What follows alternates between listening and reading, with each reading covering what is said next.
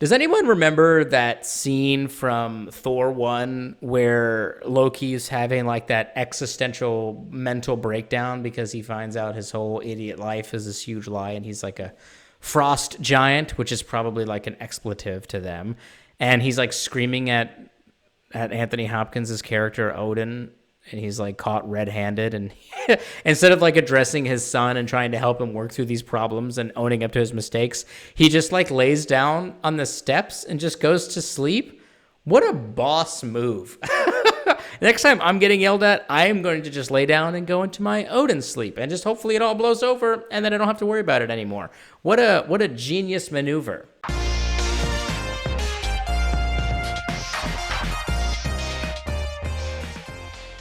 Hey everybody, Ketwolski here, checking in with another one of our hashtag Earl Grey Pour Up Star Trek news story discussions videos, all of those things. Today we've got a couple of little news stories in regards to a few shows currently in development for Star Trek, namely Lower Decks, Discovery Season 3, and Picard. We got a little itty bit of information about Picard. So let's go ahead and jump right into the Picard news. You guys may be familiar with an individual known as John Eves.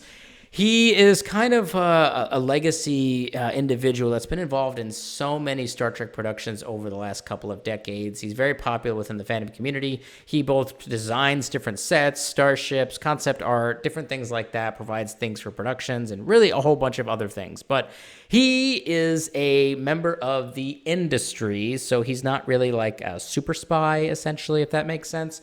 So he sometimes accidentally leaks things onto the internet, I think unintentionally. You guys may remember, I want to say it was back in like November of last year where he accidentally listed out Star Trek Prodigy, which is the Nickelodeon show that hadn't been named yet, and it still isn't officially named yet. He had that leaked on his website by accident, which kind of turned out to be true. So when I was on his personal website the other day, I did notice the fact that he is reportedly being a concept designer for Picard Season 2, which we already knew about, but also apparently Picard Season 3. And now this kind of does connect back to information that we had from Akiva Goldsman a couple of weeks ago, where he said essentially the show will continue for as long as Sir Patrick wants it to, but this is a little bit more of a concrete kind of timeline of a 3-season structure, kind of maybe even a 3-act structure in some regards. So this is a bit more specific, and I think it's a little bit more kind of on the nose than Akiva's approach, which is basically saying, we'll just keep the show going until, you know, Patrick Stewart's done and we'll just fire everybody and move on with our lives. But I think that's kind of makes sense that they'll give a 3-season kind of build to this. I don't feel like they would go longer, probably because Sir Patrick doesn't want to film for the next 5, 6, 7, 10 years, whatever it is. I think kind of capping it off and making it much more structured and a little bit more having a natural endpoint that they can map out, I think will be kind of beneficial to that show. But yeah, so that's on there. I feel like that's probably a good indication that there's at least a solid 3 seasons at this point. So moving right along, we do have some information about Discovery and Lower Decks. A few of you guys may recall that about a week or so ago, CBS did their digital at-home upfront event where certain press members could access all of this cool information from their websites and kind of get like the whole presser deal for the upcoming stuff in the future for Viacom CBS. Not just CBS All Access, but really all of Viacom and CBS. And not a lot of information came out about Star Trek. In fact, really nothing came out publicly. I do know that there was some information that was released internally, but I can't really talk about it because I don't want to be sued and go into litigation with Viacom CBS over it. So whenever that stuff is available, then I can probably talk a little bit more about it. But there was a few things, nothing too major. But post upfronts, a lot of these showrunners and producers and directors were kind of making the rounds and doing a lot more interviews to kind of continue to build up the hype around Star Trek, to keep the interest high, which is what they need to be doing, considering the fact that Discovery has been delayed and most likely Lower Decks maybe pushed back a little bit because of that, but whatever. So what we did get is a brief interview with Jonathan Frakes recently, where he described a little bit about what's going on inside of Star Trek Discovery Season 3, specifically about Michael Burnham's character. He said, quote, "Discovery has primarily to do with Sonequa Martin Green's character, as you'll see. At the end of Season 2, we flash forwarded, I think, 930 years, and Michael Burnham has found a new core, not to mention a new partner in crime." He also goes on to say, "God knows where she went as the Red Angel. Those two things come back together and are very much the theme and how grateful everyone is and what's next. It's a lot of action and adventure and not so much pain. So this is kind of an interesting little bit here. My original theory, I think that, is the character Booker, the new character that we've seen kind of in the trailers for Star Trek Discovery Season 3. I thought that he was going to be kind of a brief character. I didn't think he was going to be playing a big role. And also this whole partner in crime thing makes me feel like they're going to be leaning heavily towards Booker and Burnham being in a relationship, which I'm not super excited about. I don't feel like Michael Burnham needs to be in a relationship every friggin' season in order for us to care about her character and her interactions with those around her. In fact, I would prefer it if they don't go down that path at all and kind of let her just stand out on her own. She does not need a relationship. I would prefer them to just focus on her relationship with the crew of the Discovery and maybe the people that we are dealing with in the future. If they do something brief, maybe that would be okay, or maybe they just kind of like keep it really subdued. But if she goes full blown, like I'm in love with this dude and everything's, hunky-dory or whatever, I don't know. I'm just not really interested in seeing that. That's a personal preference on my part, but it is what it is. But I do like the fact that they're still bringing up the concept of the Red Angel and what that may or may not mean. She still has the suit, and I don't think that the time crystal necessarily is working right, but she definitely still has that suit.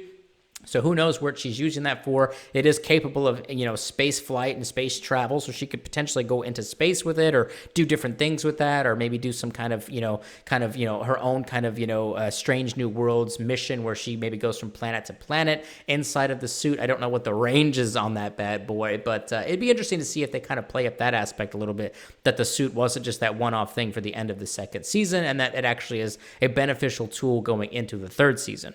Okay, so now that that's out of the way, that's basically all we've got in regards to Discovery Season 3. We still don't have an air date, by the way, but hopefully soon. We did get some information about Lower Decks from Mike McMahon, who also did a couple of interviews recently where he not only talked a little bit about the seriousness of the criticisms that they're facing already, which is why do we have a comedy show set in the Star Trek universe, but he also gave a brief kind of little synopsis about two of probably the main characters from Lower Decks. So he said about the first character, quote, "You have Ensign Beckett Mariner, who is sort of like our Tom Cruise / Maverick, where she's amazing at Starfleet stuff and she's incredibly knowledgeable, but she hates following the rules. She's kind of like Captain Kirk if Kirk wasn't a captain and didn't have the power. Kirk would follow his gut, and she follows her gut." Then we also have some information about Ensign Brad Boimier, I don't know how to pronounce that, who says he knows everything about sci-fi stuff and is also an amazing Starfleet crew member, but he's by the book and so burdened by following the rules that he can't follow his own gut. So the comedic friction there is that both of them want the same thing. They're both good at this stuff, but emotionally and from a human level, they're completely different about how they do it. McMahon went on to further say that Star Trek always has comedy in it. Every series of Trek has funny characters and funny episodes, and they've always lived in the B stories for the most part. That, to me, is what I love about Star Trek. So it's really taking that aspect of it and letting that shine.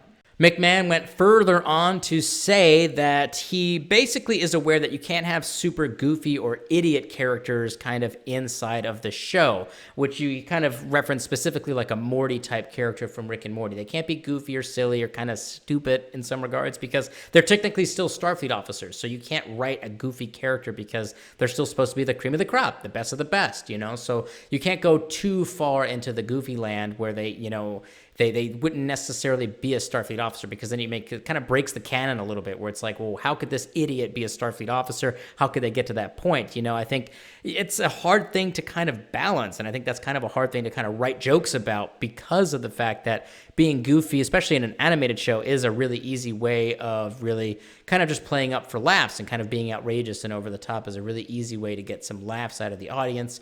But to do that, you would break some of the realism that the show is supposedly connected to. So it's interesting that they're thinking about that, and probably created a lot more challenges for the writers and the producers and the showrunners of that show to kind of create laughs that make sense within universe and with these characters specifically. So I'm very excited to see how they work that. I know I've talked about this a lot in the past. Lower Decks is probably the show that I'm the most excited about, just because of the fact that it's the one that has basically no kind of pressure on it, and the sky is the limit, and I can't wait to see what they do with this concept, and if it's going to be funny and hopefully resonate with myself and the rest of Trekkies at large. Okay, so that does wrap up today's rather short Earl Grey pour up. Again, we did get some information from the upfronts. I'm holding on to it for right now until we kind of get more of a okay-ish clearance from the other folks inside of the reporting community that it's okay to share that information. Again, it's something crazy, something critical, but I don't want to risk any kind of issues for the channel, so I apologize for that. But there is some stuff out there,